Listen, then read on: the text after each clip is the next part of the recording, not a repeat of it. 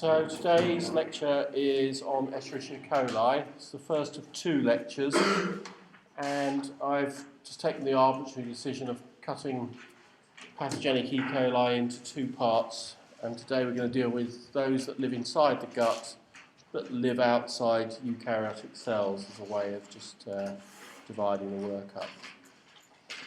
So just to see where this sits in the course, these two lectures today, and on Thursday, the second lecture, I will deal with E. coli's that either live inside, invade cells, eukaryotic cells, and or live outside the gut.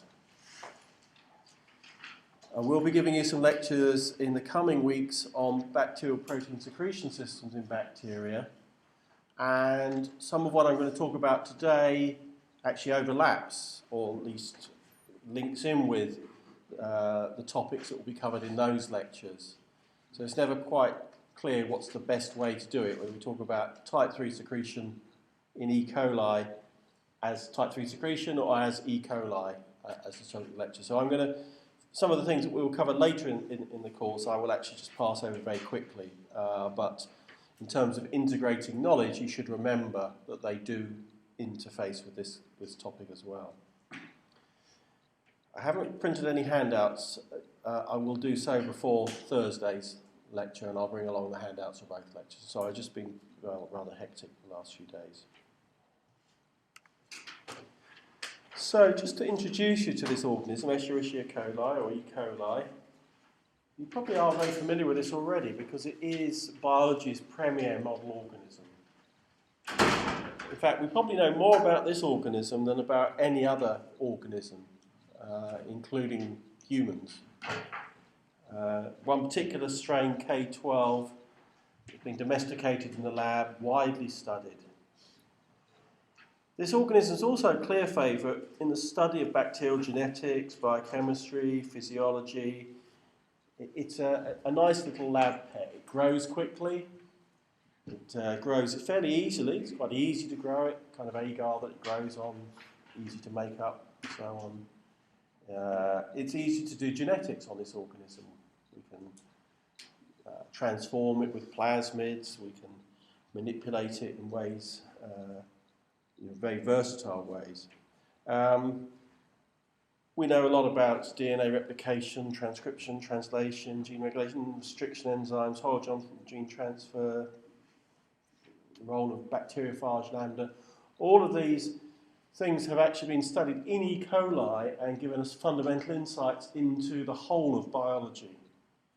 So there's no question that E. coli is a very important organism. It's also a major enabling technology, so it's so easy to use that we even allow non-microbiologists to use it. So people that do biotechnology that aren't interested in bacteria for their own sake, but only what they can produce, those guys use E. coli to make, for example, recombinant insulin, which we now give to diabetics.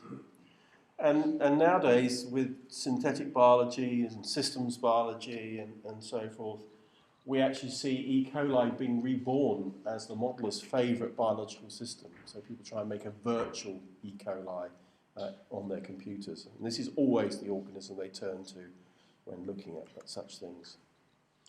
In fact, one of the great workers in the field, Fred Neidhart, came up with this dictum. He said that all cell biologists have at least two cells of interest, the one they're studying and E. coli. So E. coli is, if you like, the reference point for the whole of biology. But of course there are problems with that approach. If we look at E. coli K12, the commonly used lab strain, it's actually what we call rough, which means it lacks O antigen. So it's quite an unusual, it wouldn't survive in the external environment for very long because of this. It doesn't colonise the human gut very well at all. And life in the lab, this organism is facing in the lab, is nothing like the environment it evolved to live in. And in some ways it has adapted to life in the lab and is in some way distant from normal E. coli. It was propagated in the lab by subculture for many decades after 1922 when it was first isolated There was nothing special about it, and its isolation just came out of a patient who was convalescing from diphtheria. She wasn't sick with the E. coli. But that propagation has changed it. But also, worse than that, in fact, to get to this stage, people did all sorts of mutagenesis to remove the lambda phage from the E. coli, get the F plasmid out. And so what people who work in the basic science laboratory, people like Steve Busby, for example, what they're working on is actually a very unusual thing. It's a domesticated lab pet rather than the real E. coli. And actually, a few years ago, with a couple of colleagues, I wrote a piece just pointing out that really that people who study E. coli as in terms of basic science are actually missing the bigger picture, and they may be being misled by concentrating solely on one very unusual strain. In fact, just now I've been talking to a friend of mine in mechanical engineering, Mike Ward, and we were talking about potential projects. This was from a few years ago where I gave Mike Ward some E. coli, and he is able to etch things on silicon and do whatever. And so he took the E. coli, put them on a silicon surface here, and then etched them with a focused iron beam. So you can see just cut through the E. coli cells, rather like sausages, and you can see them sitting there on the electron microscope. Anyway, that's just a bit of an introduction. The real E. coli, which is going to be the subject of these two lectures, is a very versatile organism. It does live as a commensal, so pretty much all of you in this room will be carrying E. coli in your bowel at the moment. It is also a pathogen, quite a serious pathogen.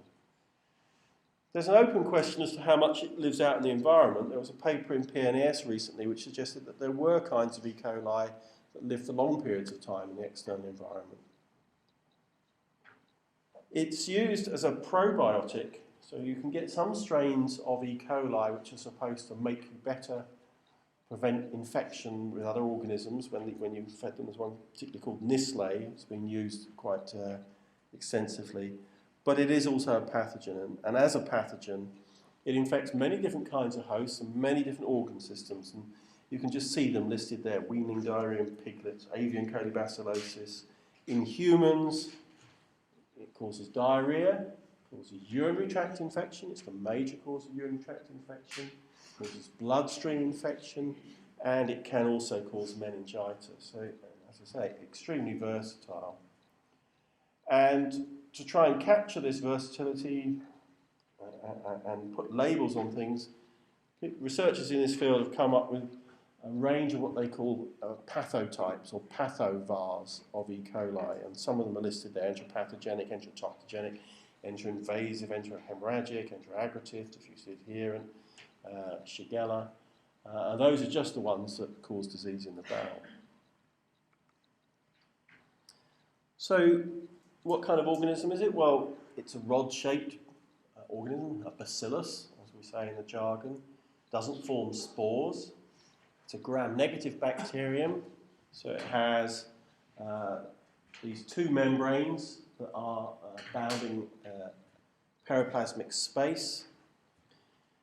Characteristically, it ferments lactose, which is a feature we use in the diagnostic laboratory to identify, and it's also been used in biotech as an interesting feature that you can manipulate.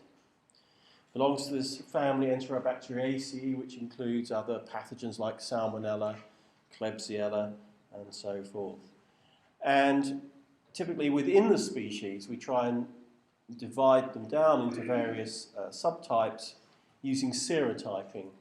So raise antibodies against components of the cell wall of the organism, and use those to type the different strains. And there are two major antigens that are used, the O antigens and the H antigens. So the O antigen is a property of lipopolysaccharide, the side chain of lipopolysaccharide. So in this cartoon here you can see, here's the LPS coming out from the cell, projecting out the surface here. And it's the stuff, the variable stuff at the end there, which is the foundation of the O antigen. The H antigen is based on the bacterial flagellum, and in particular the protein flagellin, which is the major component of the flagellar filament, and more specifically, the H antigen depends on the variable component of flagellin. So there's a part of flagellin which is absolutely conserved, the N and the C terminus. The central region of the protein sequence is much more variable, and that is what gives rise to the H antigen. Now, in looking at E. coli as a pathogen, I'm going to draw on a couple of recent reviews. Again, I meant to put them up onto WebCT before I came, but I'll do it in the next day or two. But anyway, you can just Google them and find them quickly enough. And these basically speak to the great versatility in terms of both clinical outcome and in terms of molecular mechanisms used by E. coli as a pathogen. And as I say, today we have to cut this into two halves. Today I'm going to look at some of the diarrhoeagenic pathotypes, but I'm going to exclude some. I'm not going to look at Shigella and Enteropathogenic. I'm going to look at all these others today briefly, and then in the second talk we'll look at Shigella and some of the extraintestinal E. coli infections. So let's start with perhaps the most important one of these, which is Enteropathogenic E. coli, otherwise known as EHEC. So this causes a watery diarrhea. In fact, it's, in clinical terms, you can't really tell the difference between EHEC infection and cholera, kind of blend into each other.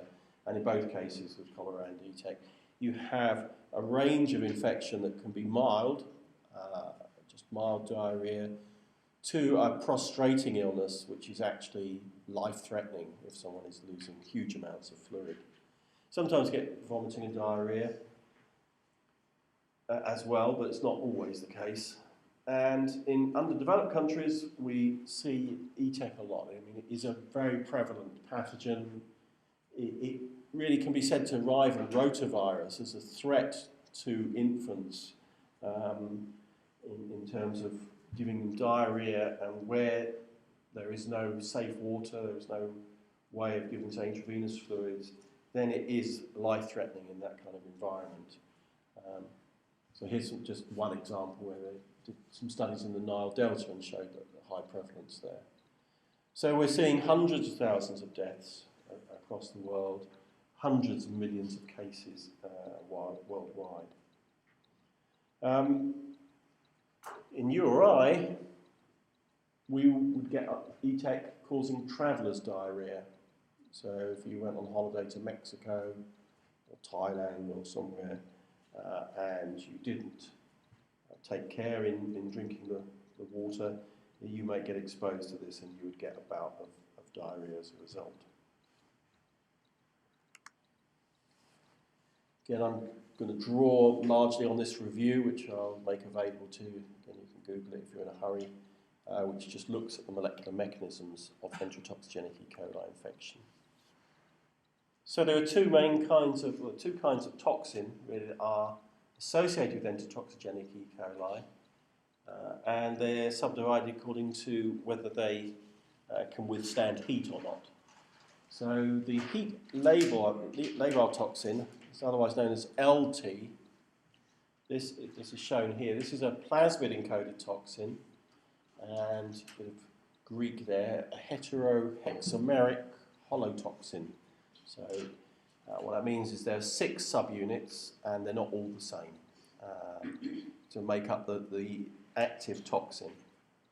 It is actually quite closely related to cholera toxin, and as you can see in this figure here, we have these B subunits here, looking like the sort of docking part of a lunar lander, and then above that you've got the A subunit, which has 2 domains within it, A1 and A2.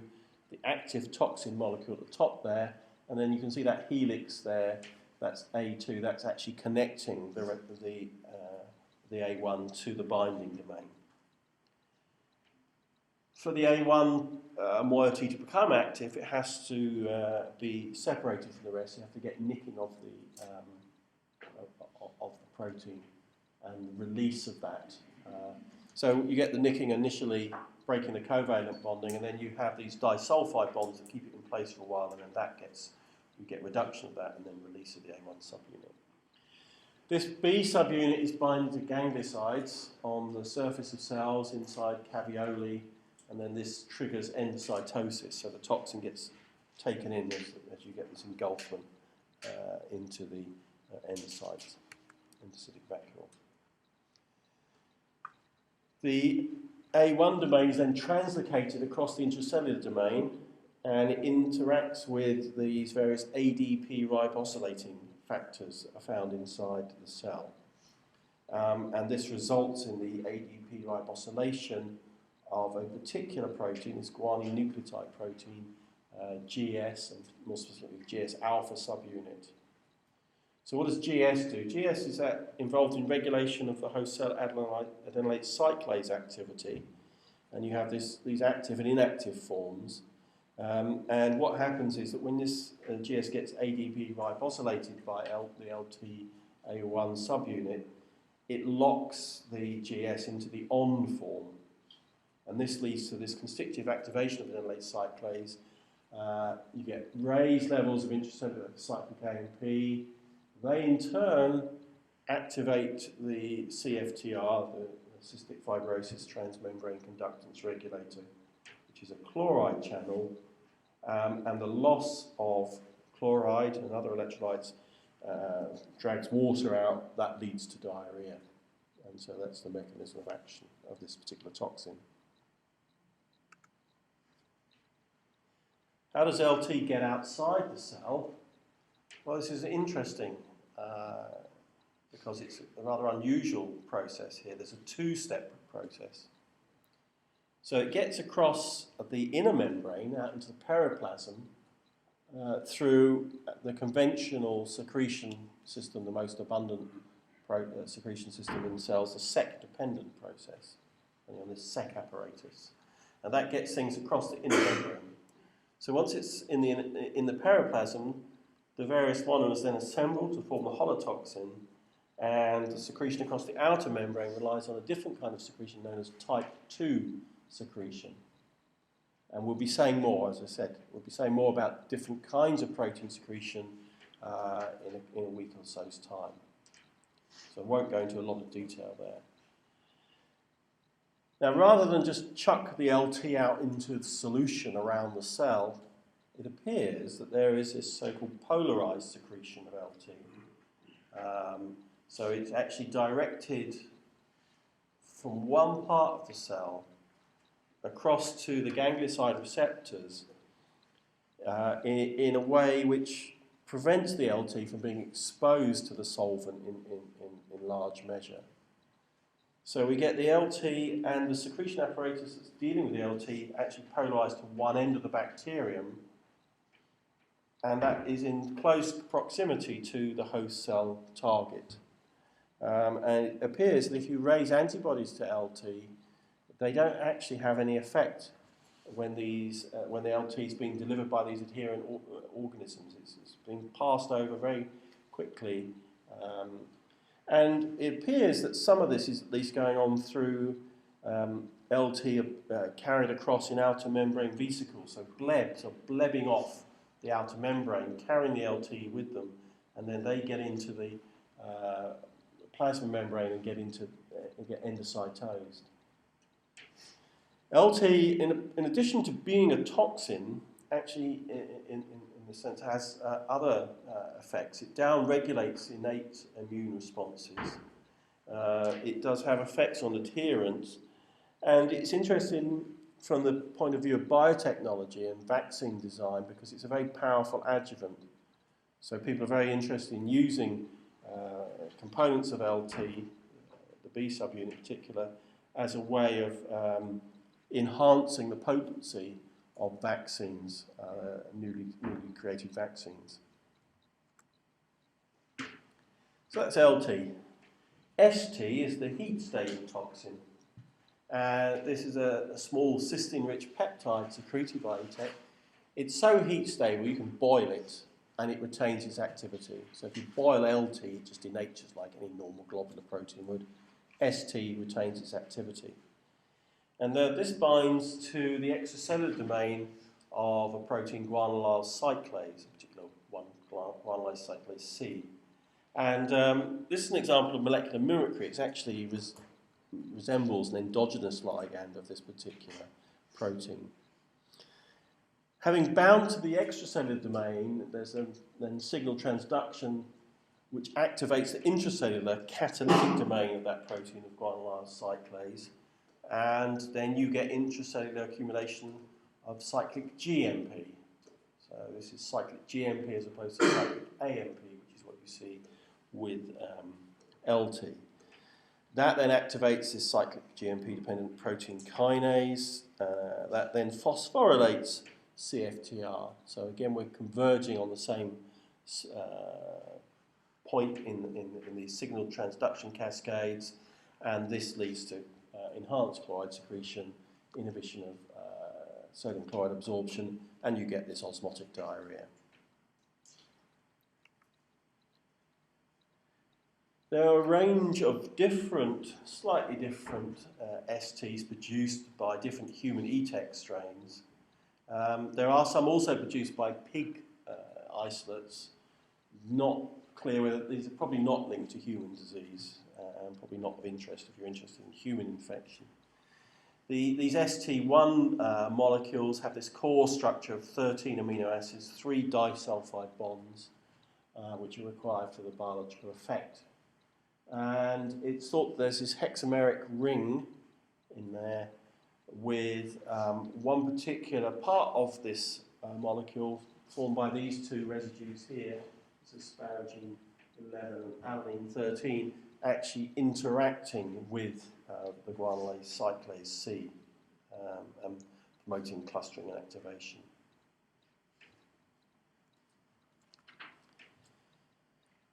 These STs are generally plasmid encoded. They're often actually within transposons. So transposons are a type of mobile element which have a transposase which allow the element to jump around, jump from one part of a DNA molecule to another, from one part of the chromosome to another, or to jump from one plasmid to another, or to jump from a plasmid onto the chromosome and so forth.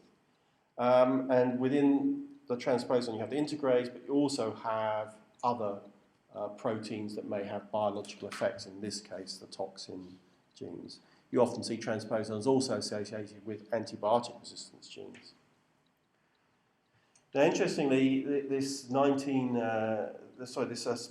peptide is actually secreted as a much larger protein of 72 amino acids.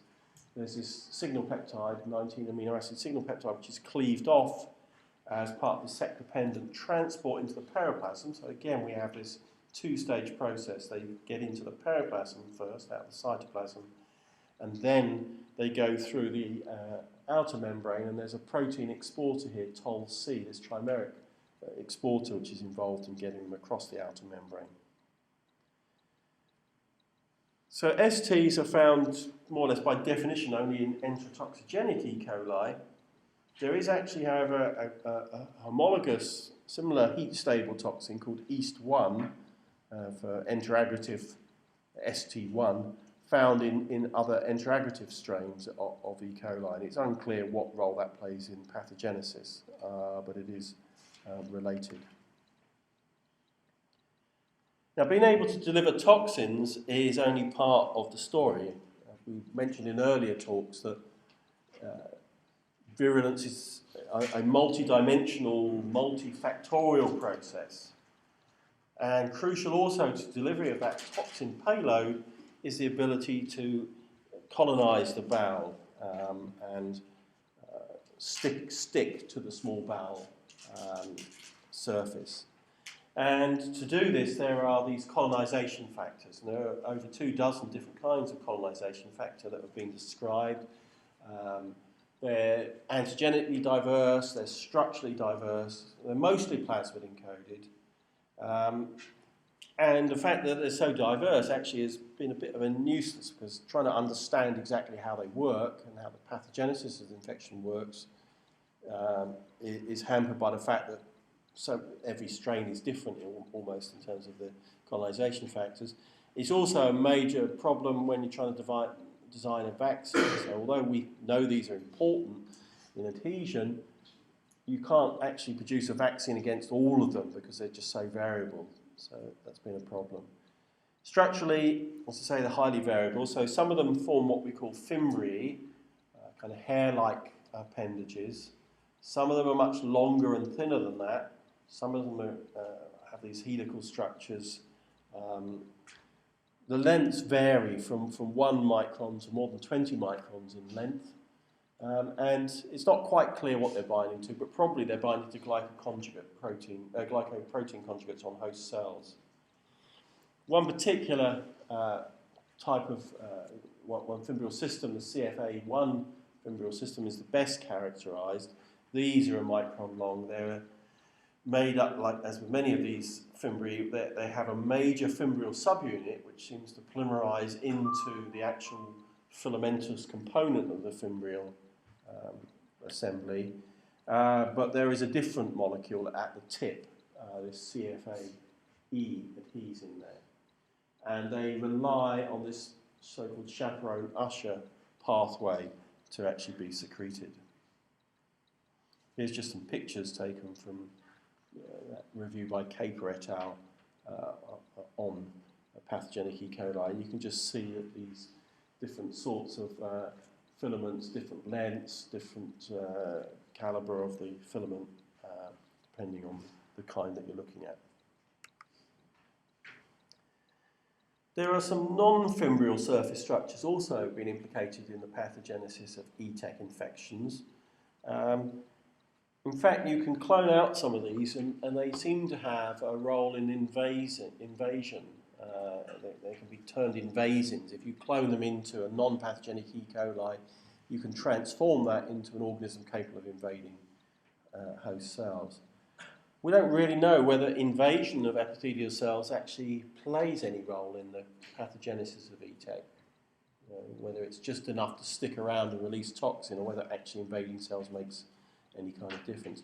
But there are these two proteins that have been described in some EHEC strains, TIA and TIB-A. So TIA is this outer membrane protein that interacts with surface proteoglycans, and certainly when cloned into lab strains does actually increase their ability to adhere and invade. TIB-A is an autotransporter. We'll say more about what autotransporters are in a subsequent lecture when we're talking about protein secretion. One of the main problems is, though, that these are not found in every EHEC. They're found in some EHEC, but not all EHEC. So they're not essential for pathogenesis. And one of the things that's clear is that there's a certain kind of redundancy in pathogenic mechanisms in these bacteria, so that they may have multiple ways of doing the same thing, multiple ways of adhering to host cells, for example, and not just relying on one method as the only method. An interesting little kind of twist to the tale of EHEC pathogenesis and to flagellar biology comes from the fact that the bacterial flagellum, of which we will have a whole lecture later, learn more about that bacterial flagellum, usually seen as the organelle of motility in bacteria, in this context appears to actually contribute to adherence, I should say EHEC adherence, and the delivery of toxin. That's been shown in vitro when you're looking at cultured cells and interactions of bacteria with cultured cells. And also in animal models, it appears the flagella actually contribute significantly to colonization of the intestine. So although we, in a reductionist way, you think the flagellum, that's all about motility, it does appear to have a role also in adherence. And I'll say more about that on the next slide, in fact. Another one of these autotransporters has been shown to contribute to virulence in ileal loop studies. So basically, if you inject the bacteria into a rabbit ileal loop, you see fluid accumulation. That accumulation appears to increase when you have this there, as opposed to when there's a mutant made. but we don't really know what role or targets this is playing here, what targets it's targeting and what role it's playing in pathogenesis. Continuing on this kind of idea that of flagella systems playing a role, again there is this so-called two-partner secretion locus. Again, I haven't defined all these secretion systems yet, but this is a variant of autotransporters encoded on a large plasmid, and one of the proteins encoded there, this ETPA, has been shown to function as a molecular bridge. So what it does is it actually targets the conserved parts of flagellin. So if you remember, I said the flagellin has the conserved regions at the N and C terminus, which are involved in actually assembling the flagellin into the filament, and then it has the variable regions which are surface exposed and encoded by the central part of the amino acid sequence. ETPA binds to those conserved regions and links them to host cell receptors. And it's been shown that having this protein there actually improves the adhesion of this. This is a model strain, if you like, H10407, most widely used EHEC strain in the lab. And it's also required for intestinal colonization. And this is of great interest because it seems to be quite immunogenic, and it could be a target for vaccine development in the future. Now, I would like to just talk about papers I've been involved in, studies I've been involved in. This is a study we did a few years ago. Ian Henderson headed it up, and I was involved as well, where we looked at the question of, well, is EHEC really a separate distinct kind of E. coli that has evolved as a distinct lineage within E. coli? Or is it just a ragbag of things, and all you need to make an EHEC is a plasmid to jump into an existing E. coli strain and carry in the toxin genes? And what we did in this study was we actually looked at the chromosomal genes, set of conserved chromosomal genes, and we looked at sequence variation within those in a process known as multi-locus sequence typing, or MLST, and then we drew some phylogenetic trees to see where EHEC strains sat. Now, trying to put the whole phylogenetic tree on one slide means you can't really read it very well, but the basic takeaway message here is that these things in blue are the EHEC strains, and then the things in black here, in black writing, those are well-characterized laboratory strains that have been classified into 4 different groups. And the takeaway message is that EHEC strains are scattered all over this phylogenetic tree. They're not found in one particular lineage of E. coli, one particular chromosomal lineage of E. coli. So it's clear that the plasmids that carry these toxin genes are very promiscuous, and that there isn't really any cohesion to EHEC apart from the presence of the plasmid. That's the only sort of real thing that defines it. And this has implications because if you want to try and make vaccines against EHEC, it's questionable whether targeting things that are encoded on the chromosome will be useful, because the chromosomal background will vary substantially from one strain and one lineage to the next. Enteroaggregative E. coli is then given to another pathotype, which has been linked to persistent diarrhea in children.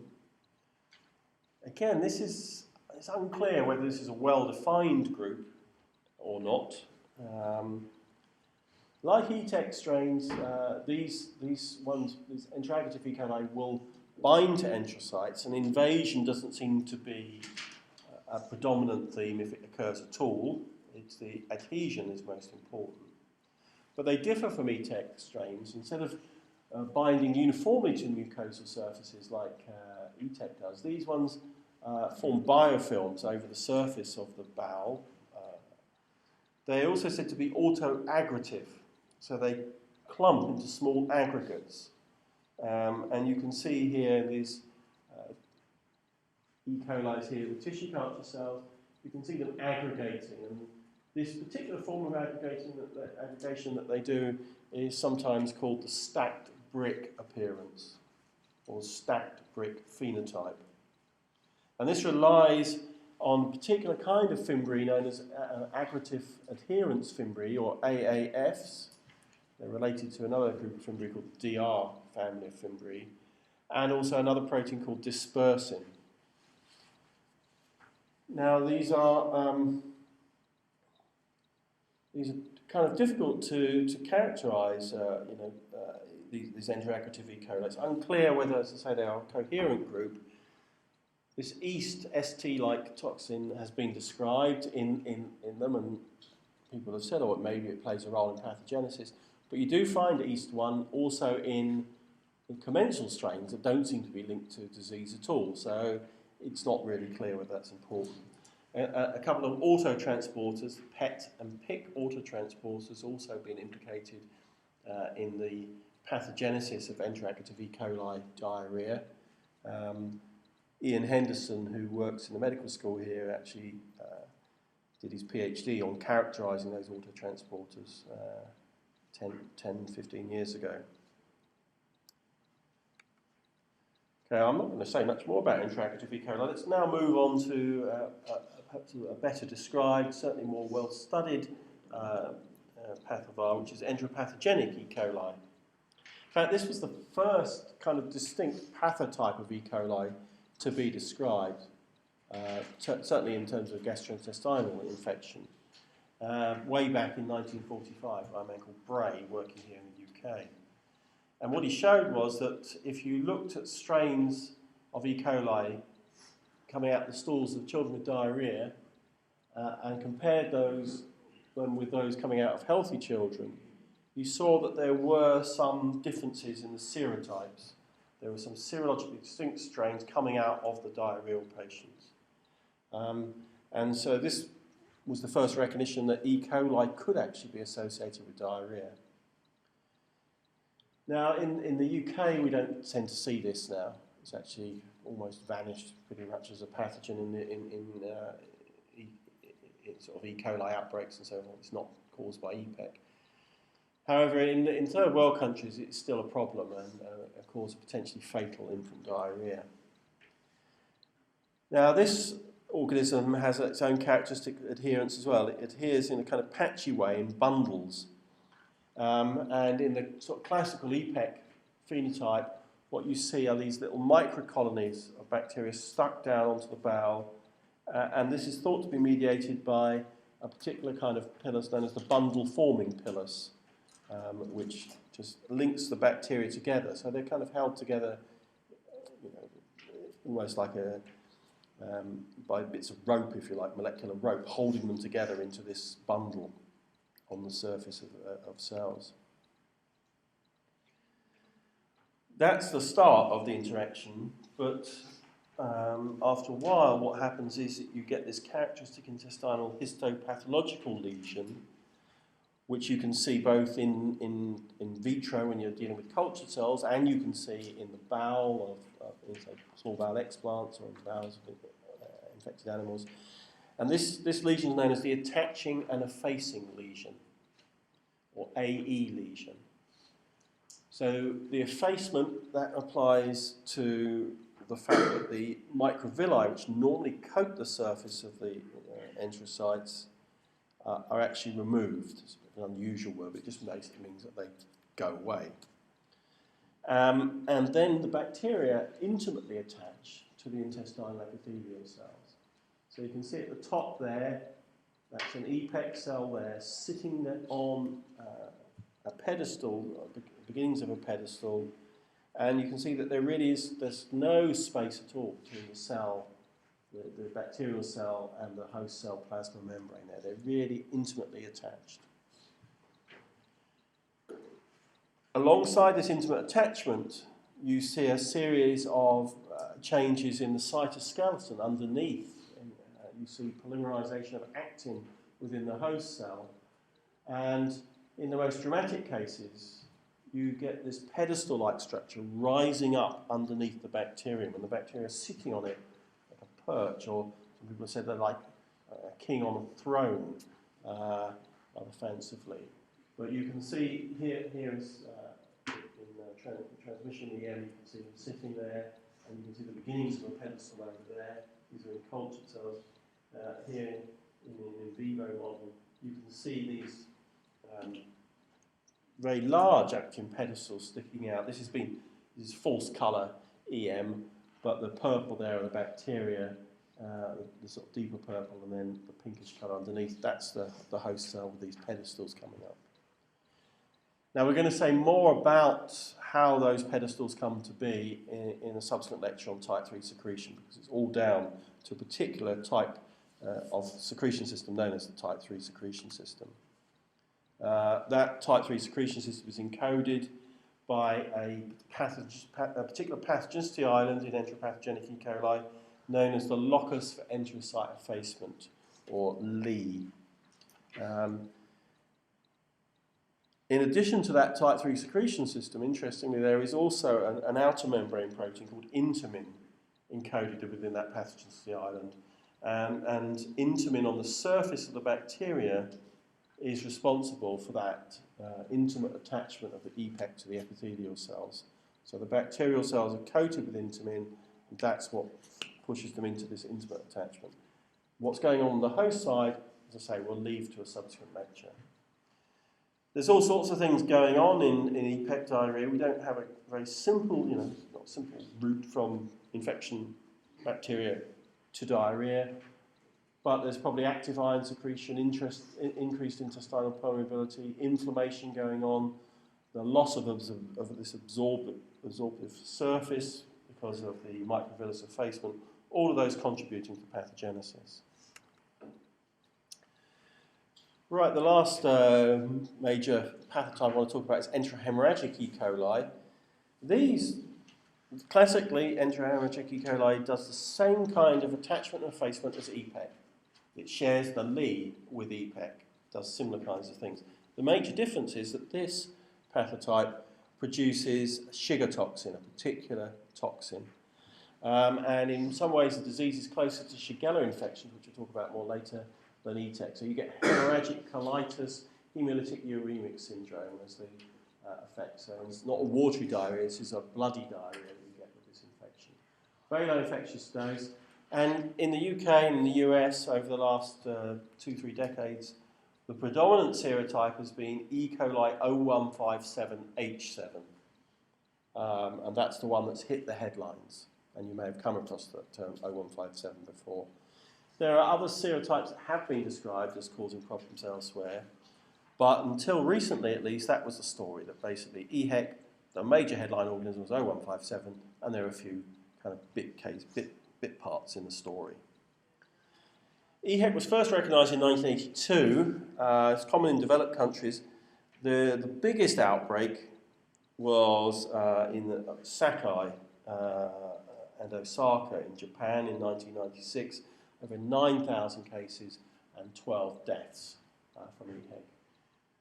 We see EHEC outbreaks at fairly frequent intervals. Big outbreak associated with Californian spinach a few years ago in 2006. And usually with EHEC, you can find a link back to cow manure or to the intestine of a cow. It's a commensal in cattle, and it either gets into the human food chain because we eat meat, which has been contaminated with intestinal contents, or you get contamination of vegetables with manure from infected animals. Those are the two routes. I used to, 10 years ago or 15 years ago, used to gloat about the fact I'm a vegetarian, don't have to worry about this, but actually the predominant theme nowadays is EHEC coming from vegetables as a problem.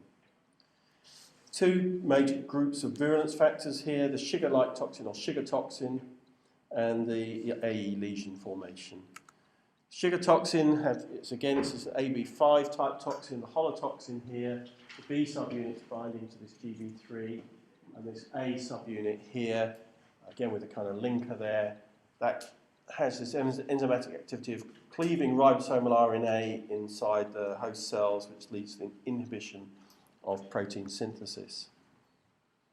Now, interestingly, the release of this toxin doesn't occur through a normal secretion system, but actually it's encoded on a prophage in the chromosome, and when that prophage switches over to the lytic component of its life cycle, where basically the cell is commandeered by the phage, and the phage makes lots and lots of copies of itself and then bursts the cell open. In that process of lysis, that's how the sugar toxin gets released. And in treating EHEC, it's generally agreed now that we should give antibiotics, particularly antibiotics that might encourage the release of phage, and there are some that interfere with, say, DNA synthesis, where this clearly is the case. And there's a risk that if you give antibiotics, you make things worse because you trigger more toxin release. The toxin typically hits the endothelium of small blood, target the endothelium of small blood vessels with these clinical effects here. Particularly depending on the target wound, you get bloody diarrhea because of effects on the bowel, you get damage to the kidneys and the brain, you get anemia, you get loss of platelets as well. Now, having been released, this XTX, sugar toxin, actually diffuses through body fluids. There's some evidence that it's actually transported by phagocytes around the body, then binds to these GB3 moieties on the plasma membrane, goes in, and it's trafficked through a particular route through endosomes to the Golgi, then to the ER, and then it gets out into the cytosol and then cleaves ribosomal RNA and inhibits protein synthesis. Some cells are sensitive, some are not. Very subtle differences between them. In the insensitive cells, it gets degraded before it starts, or that gets trafficked into lysosomes and gets degraded. And I'm not sure it's well understood exactly what the dependencies are as to whether a cell becomes sensitive or insensitive. Again, just to mention work going on here in Birmingham, we quite a few years ago looked at the repertoire of effectors, virulence effectors in EHEC, and discovered that they were actually also carried on phage. So sugar toxins encoded on the bacteriophage, and so the type 3 secretion effectors in this particular strain. And if you look around the chromosome, you find all these lambdoid prophages scattered around the chromosome. So the relatives of lambda phage that are integrated into the chromosome. And over a dozen of them scattered through the chromosome, and many of them carrying effectors, one of them carrying the sugar toxin phage, sugar toxin genes. Now, up until last year, that's the story we would have told you about EHEC. We'd have kind of given you a fairly simple story. In fact, now we recognise that sugar toxin producing E. coli are actually they're more diverse than just being EHEC, if you like, or being classical EHEC, by which we mean 0157 and its close relatives. This was shown by this German E. coli outbreak in the summer. I think I might have shown you this slide before. Basically, last summer we had 4,000 cases or more and over 40 deaths linked to sprouting seeds, linked to this particular E. coli, with a particular serotype, 0104H4. High risk of hemolytic uremic syndrome, where you get anemia, you get renal failure resulting in uremia as a result of the sugar toxin production, and females particularly at risk. And this centred on, but not confined to, northern Germany. And you can see here that just this huge upswing that occurred towards the end, about third week of May, in terms of numbers of cases. What we learned from that outbreak was that infection is still a big problem, even in places like Germany, where they have one of the high standards of living in the world, but nonetheless this kind of thing can happen there. So some people say, oh, well, infection is not an issue, we should be studying cancer and diabetes and so forth, but nonetheless infection hasn't gone away. We've seen this strain is actually closely related to strains scattered around the world, but also in Germany in the past. And looking at the genome, it was clear that this is not a typical EHEC. It's coming from a lineage that circulates in human populations rather than an animal source. So that was a slightly unusual finding. And the fact that it actually belongs to an enteroaggregative lineage rather than classical enterohemorrhagic lineage was also an interesting finding there, rather unexpected. So there was no type 3 secretion system here, no Lie encoded system, no attaching and effacing lesions and all that kind of stuff, which we normally thought, we'd got kind of used to thinking that's an essential component of pathogenesis of EHEC and perhaps by generalization of all sugar toxin producing E. coli. It's clear that this strain has evolved quickly and that virulence determinants are jumping around all over the place. Again, lots and lots of prophages there in the genome, one of them including the sugar toxin. Various plasmids, 3 different plasmids, one of them cryptic, but 2 large plasmids, one of them encoding this AAF locus, so the kind of fimbrial that we normally see in Enteroaggregative E. coli, and another one carrying an extended spectrum beta-lactamase gene. And kind of worrying is that, as I said before, we don't normally treat EHEC or STEC infections with antibiotics. But this thing was multiply antibiotic resistant anyway, even though there was no reason to think that antibiotics was being used. For me, well, perhaps the biggest takeaway message actually from this particular outbreak was that actually in the past we've tried to compartmentalize E. coli, the pathogenic kinds of E. coli, and being rather reductionist and simplistic about that. And if you actually look at how these different pathotypes interact, overlap, you can see that things are actually quite complicated. I mean, we already said that ETEC is not really a monophyletic group in terms of the chromosome. It's not, doesn't all have one common ancestor and excludes anything else. If we look at the ones that can form AE lesions, we've got EPEC here, clustered within the EHEC, the ones that can produce sugar toxin, but the ones that can produce sugar toxin overlap also now with the Enteroaggregative E. coli, and the ones that produce this ESBL, extended spectrum beta-lactamase, also there in the picture. Now, one of the papers that came out, there were a crop of 3-4 papers that came out of this outbreak looking at the genome. Ours was one of them in the New England Journal, but there was one that came out before us, and they actually decided to say this was a new pathotype, and they gave it the name Enteroaggregative hemorrhagic E. coli.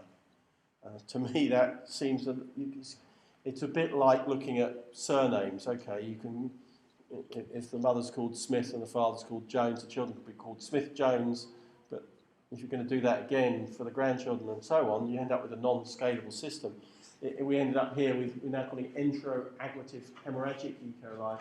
We should really be accurately calling it ESBL positive Enteroaggregative. It becomes a bit silly trying to come up with defined pathotypes. And I think we have to start really just thinking about the range of virulence determinants that are deployed by a particular strain rather than trying to classify the strain in some kind of very clear-cut way. Anyway, I think I've finished now. We've gone through all those different types of diarrhoeagenic E. coli. We'll speak about Shigella and extraintestinal E. coli on Thursday.